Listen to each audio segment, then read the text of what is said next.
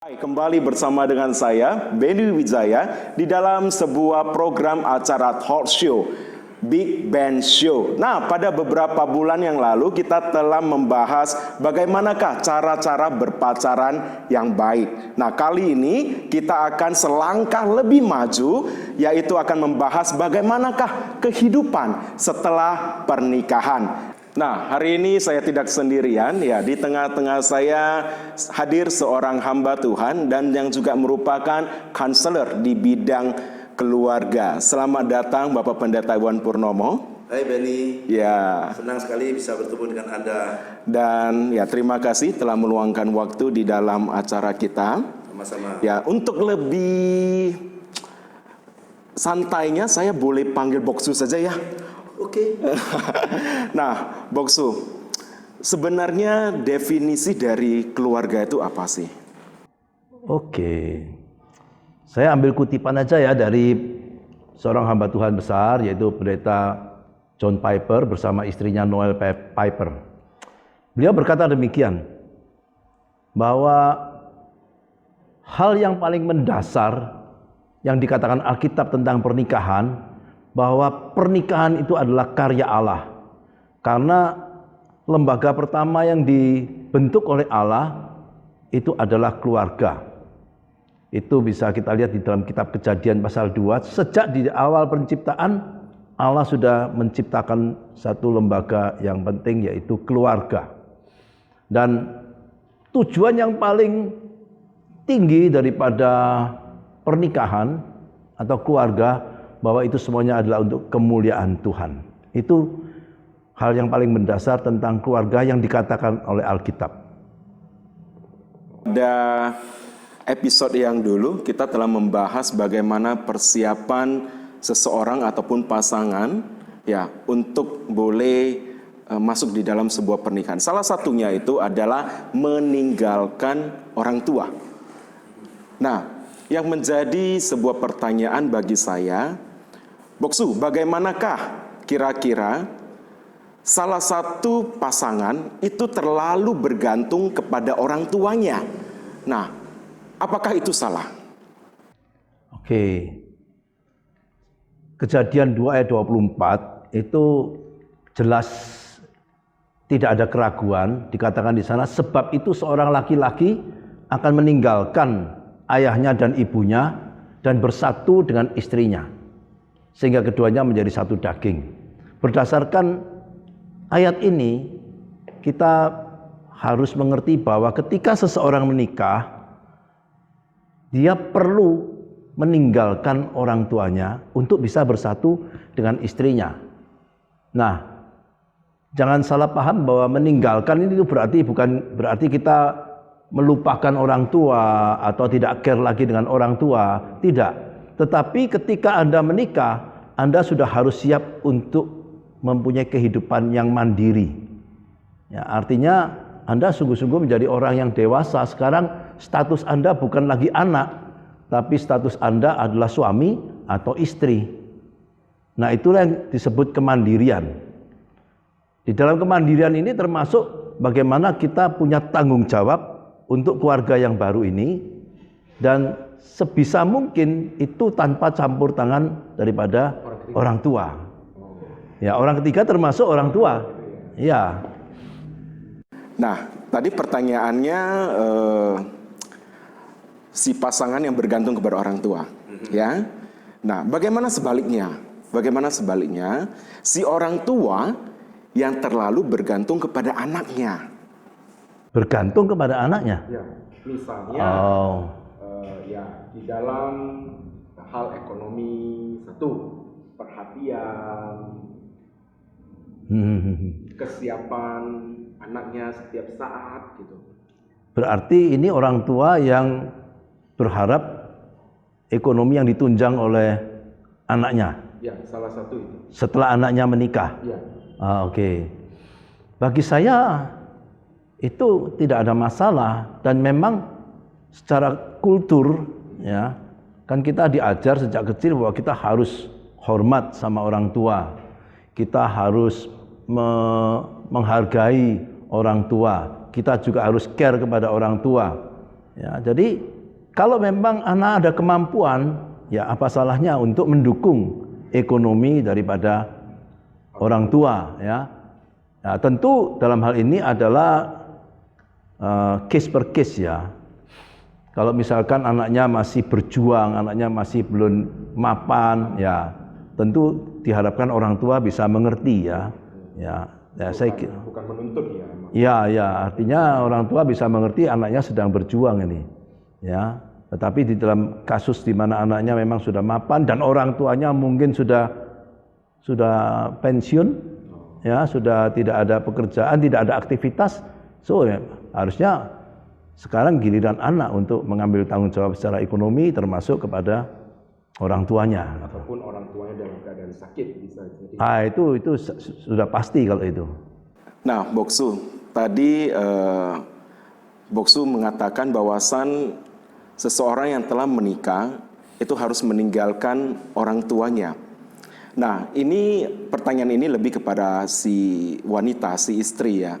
Saya kira ada yang merasakan homesick, ya. Jadi dia pulang ke rumah orang tuanya itu bisa saja sampai berminggu-minggu ataupun bahkan berbulan-bulan gitu. Nah, menurut tanggapan Boksu, kira-kira hal ini benar atau tidak benar?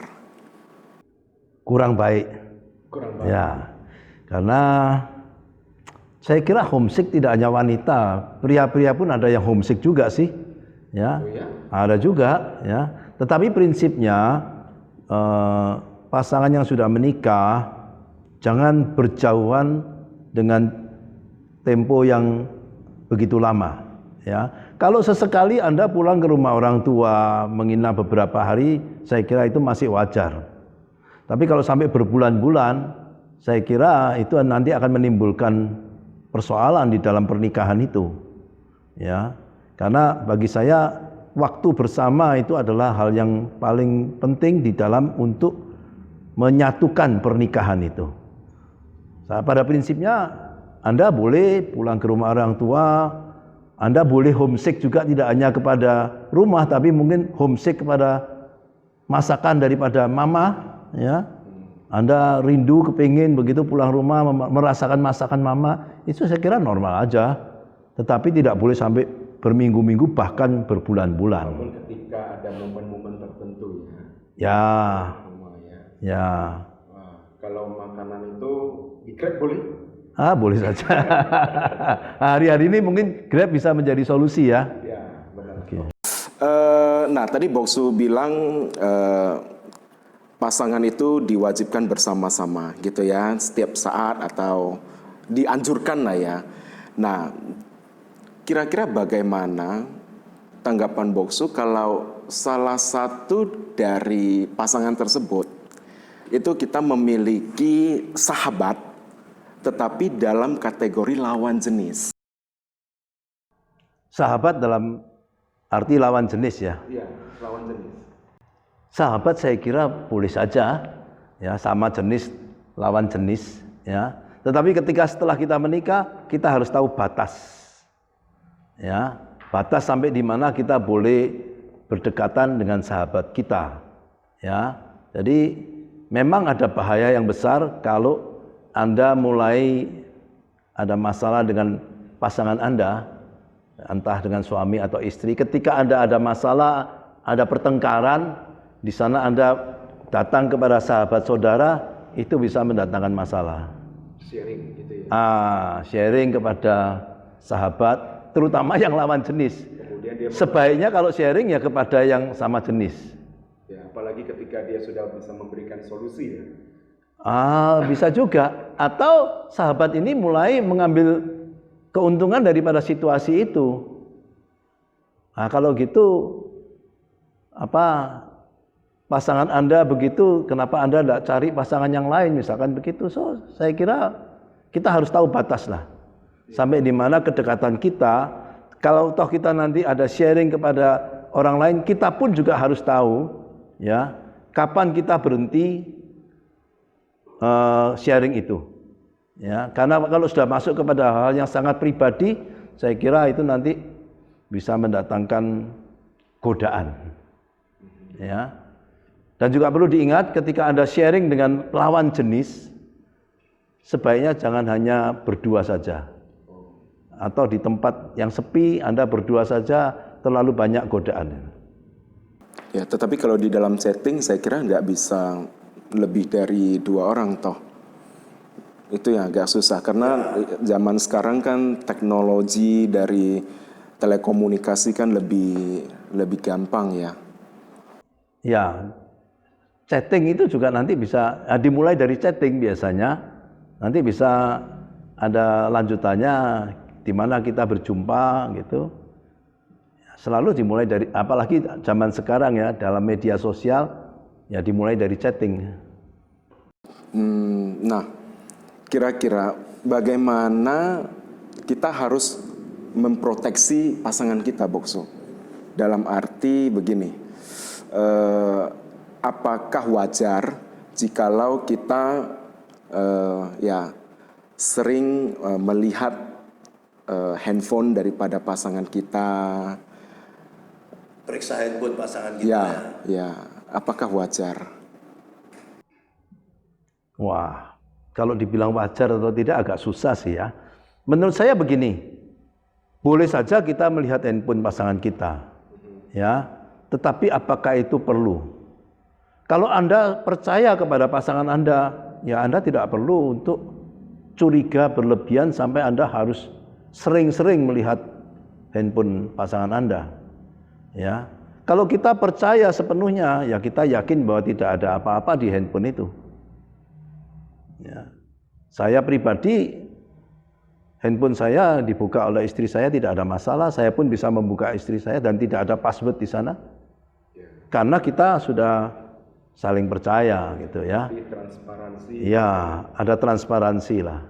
Artinya kita tidak takut kalau WA kita dibaca oleh pasangan kita. Ya, kalau takut berarti ada sesuatu. Nah, kalau takut berarti kita ada sesuatu ya.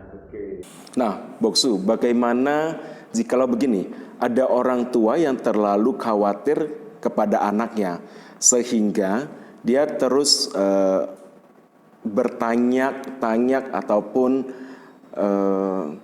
ya menentukan sikap daripada si menantunya, baik itu di dalam pekerjaannya, baik itu di dalam profesinya.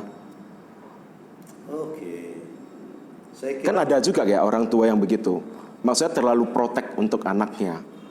Kalau khawatir, saya kira hampir semua orang tua khawatir dengan anaknya ya. Saya pribadi punya 2 anak, punya 2 menantu juga ya. Saya pun ada kekhawatiran ya. Tentu saya kira itu hal yang wajar. Tapi prinsip bahwa jangan sampai orang tua campur tangan terlalu dalam di dalam kehidupan anak maupun menantunya. Tadi pertanyaan mengenai sekolah atau apa? Ya, misalnya begini, dalam penentuan cucuk misalnya, kok sampai sekarang belum punya anak sih? Kemudian pekerjaan kamu kenapa begitu-begitu saja, gitu loh. Harusnya kamu coba di bidang yang lain, gitu. Nah, sedangkan si menantunya ini saya kira dia mungkin tidak berbakat di sana. Saya mengerti lah. Begini, kita perlu mendengar nasihat orang tua, ya. Apapun yang dikatakan orang tua, saya kira tidak ada maksud yang jelek. Maka apa yang nasihat orang tua, kekhawatiran orang tua kita perlu dengar, ya. Tetapi jangan membiarkan orang tua yang memutuskan untuk Anda. Ya, pasangan yang sudah menikah harus bisa memutuskan untuk dirinya sendiri, untuk keluarga itu sendiri. Kita mendengar orang tua, nasihat orang tua, tetapi keputusan harus ada di tangan kita. Itu yang betul. Dalam segala hal ya. Ya, tetapi kalau kita mendapati orang tua yang terlalu otoriter bagaimana? Kita katakan kepada orang tua, kami sudah menikah, kami punya satu keluarga yang baru, izinkan kami untuk mengambil keputusan bagi keluarga kami sendiri. Ya, dan ada banyak kasus di mana orang tua terlalu otoriter, terlalu campur tangan dalam kehidupan anak dan menantunya, itu menimbulkan perselisihan. Ya. Dan perselisihan itu bukan hanya yang kecil, bisa jadi besar kalau orang tua terus masuk di dalam kehidupan anak itu. Ya, karena mungkin saya kira ada yang pasangan takut dikatakan buhau. Ya, karena ya khususnya di dalam Chinese culture itu sangat memegang yang namanya adat untuk menghormati orang tua. Kembali lagi bahwa kita perlu dan harus menghormati orang tua kita. Alkitab juga mengatakan itu. Kitab Ulangan pasal 5 dikatakan, hendaklah engkau hormat kepada orang tuamu. Ya, kita perlu dan harus hormat kepada orang tua. Ya, bahkan bagi saya, kita hormat kepada orang tua tidak tergantung daripada respon atau tindakan orang tua itu sendiri. Kita hormat kepada orang tua karena memang dia adalah orang tua kita. Kita status anak, dia orang tua, maka kita perlu hormat. Seperti halnya kita hormat kepada pejabat. Ya. Kita hormati dia karena memang statusnya dia adalah presiden mungkin atau menteri. Maka sama halnya kita hormat kepada orang tua karena statusnya dia adalah orang tua kita. Ya. Tetapi ketika kita sudah menikah, biarlah kita yang ambil keputusan di dalam keluarga yang baru ini.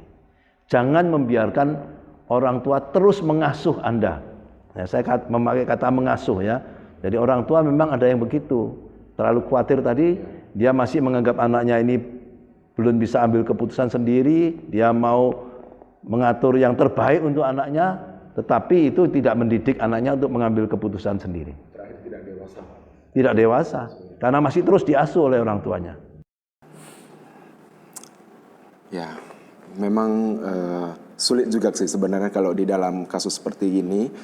Ya, saya kira lebih tepatnya ya orang tua juga harus tahu memposisikan diri lah ya, Boksu ya. Karena ada batas-batas orang tua di mana ikut campur di dalam keluarga anaknya atau lain sebagainya ya.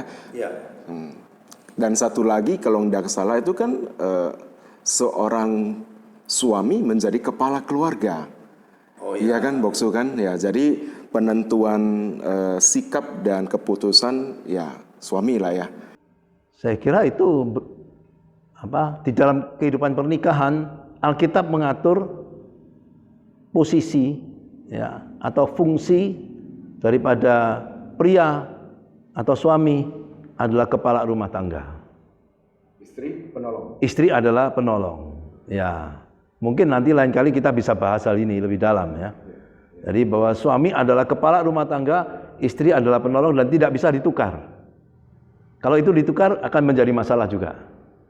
Nah, sama halnya dengan tadi, kalau kasus tadi, kembali bahwa kita perlu mendengar nasihat orang tua, kita hormati dia, tetapi biarkan keputusan di tangan keluarga yang baru, khususnya suami. Nah, Boksu, ada satu lagi nih.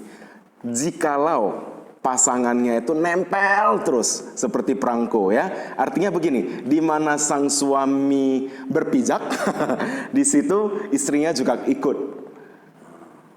Kenapa? Ada masalah? Ya, kira-kira baik atau tidak baik? Ya, dalam kasus-kasus tertentu baik. Dan saya anjurkan begitu.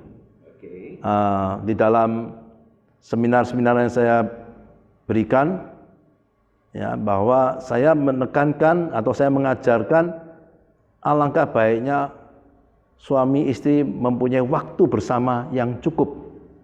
Ya, karena hari-hari ini banyak suami istri berjalan sendiri-sendiri.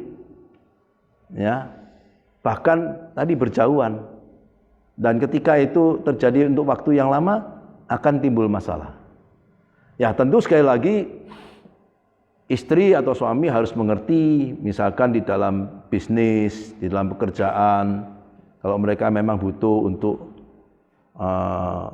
meeting di luar kota atau ya ada privasi yang lain di dalam pekerjaan, ya mestinya pasangan tidak perlu ikut, ya. Tetapi lepas daripada itu, saya menganjurkan supaya mempunyai waktu bersama yang cukup. Ada pasangan yang terlalu cemburu, ya Boksu. Oh, ini case-nya di dalam Ya, cemburu. dalam hal yang terlalu cemburu. Ya. Saya kira tidak begitu baik juga ya, karena ini bisa menjadi akar dari permasalahan juga ya, Boksu ya. Terlalu cemburu. Cemburu itu perlu juga sebetulnya ya. Karena cemburu adalah tanda cinta. Ya, kalau Anda sudah tidak cemburu, mungkin Anda sudah tidak cinta lagi, tidak peduli lagi. Cemburu saya kira masih diperlukan. Berarti flat feeling gitu ya. Yang tidak boleh adalah cemburu yang berlebihan. Ya, yang tadi yang saya katakan. Ya, yang berlebihan ya lalu akan menimbulkan curiga yang berlebihan juga. Ya. Jadi sekali lagi cemburu masih diperlukan menurut saya, dan itu tanda cinta, tetapi tidak boleh berlebihan. Ya. Tadi kita sudah berbincang-bincang lebih kepada bagaimana mengambil keputusan gitu ya. Nah, hal yang sangat wajar ketika pasangan baru itu sangat menginginkan kehadiran seorang anak, ya Boksu ya. Nah, kira-kira bagaimana menurut Boksu ataupun tanggapan Boksu itu waktu yang tepat setelah menikah untuk memiliki anak? Bagi saya lebih cepat lebih baik. Ya. Dan saya selalu menasihatkan untuk anak pertama jangan ditunda. Ya, nanti kalau anak kedua, anak ketiga boleh direncanakan. Oke, berarti lebih cepat lebih baik. Lebih cepat lebih baik, ya. Karena biasanya kalau ditunda nanti mungkin bisa jadi ada masalah. Jadi untuk anak pertama saya tetap menasihatkan tidak usah ditunda lah. In case kalau mungkin secara ekonomi belum siap, itu lain cerita. Mungkin ada suami istri yang sama-sama bekerja sehingga mungkin merasa belum waktunya mereka punya anak karena nanti akan mengganggu atau mengharuskan salah satu dari mereka untuk berhenti bekerja. Nah, itu pertimbangan yang lain. Ya, tetapi kalau tidak ada masalah dengan ekonomi, ya nasihat saya untuk anak pertama tidak usah ditunda, lanjut aja. Oke, untuk anak pertama lebih cepat lebih baik. Ya. Nah, kira-kira bagaimana untuk anak kedua, Boksu? Anak kedua boleh direncanakan. Ya. Kira-kira yang tepat. Jarak yang ideal mungkin 2 atau 3 tahun lah ya. 2 sampai 3 Ya, itu yang ideal lah. Kalau 5 tahun terlalu ada kecemburuan ya. It's okay sih, mungkin 5 tahun adalah batas ya. Lebih daripada itu saya kira nanti terlalu jauh, anak ini tidak bisa bermain bersama. Ya. Ada benarnya sih, Boksu, benar-benar. Nah, kemudian pasangan yang sangat kepingin memiliki anak, tetapi belum diberikan nih, Boksu. Bagaimana? Ya periksa ke dokter loh. Ada masalah nggak dengan suami atau istri? Nah, kalau diketahui salah seorang memiliki masalah, ya harus diobati. Menurut nasihat dokter bagaimana tindakan dokter? Ya. Ya, yang terakhir nih kira-kira sampai yang level tertentu memang nggak bisa memiliki anak, Boksu. Oh, jadi suami istri ada masalah dan sudah divonis begitu ya, tidak bisa mempunyai anak. Bagi saya ada 2 opsi. Opsi yang pertama adopsi, ya, adopsi yang secara legal ya. Saya kira ada banyak contoh case begitu. Ada jemaat saya juga yang memang ada masalah tidak punya anak dan saya sarankan adopsi, ya, secara legal, dan itu akhirnya menghasilkan satu kehidupan keluarga yang bagus kok. Ya. Jadi opsi pertama adopsi. Opsi kedua ya biarkan lanjut tidak mempunyai anak. Karena suami istri itu adalah keluarga yang sudah sempurna. Ya. Kalau diberi anak itu adalah bonus. Ya, jadi tidak harus mempunyai anak begitu ya. Kalau ada masalah, kita bisa biarkan aja tanpa anak. Karena bukan berarti kalau tidak ada anak tidak sempurna. Suami istri sudah merupakan satu keluarga yang sempurna. Ya, tetapi kan dari omongan orang kan agak berbahaya.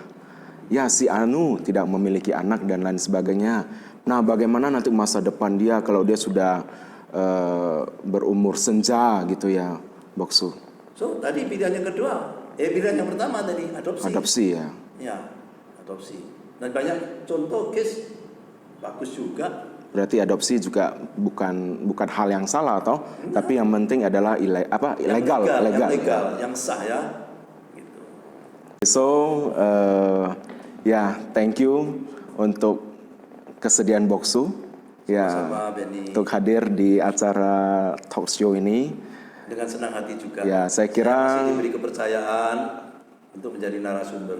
wah ya karena memang ya jawaban-jawaban Boksu kiranya boleh menjadi berkat bagi kita semua. Nah, itu harapan saya. Ya, so terima kasih. Saya Benny Wijaya. Mohon undur di hadapan Anda. Bye.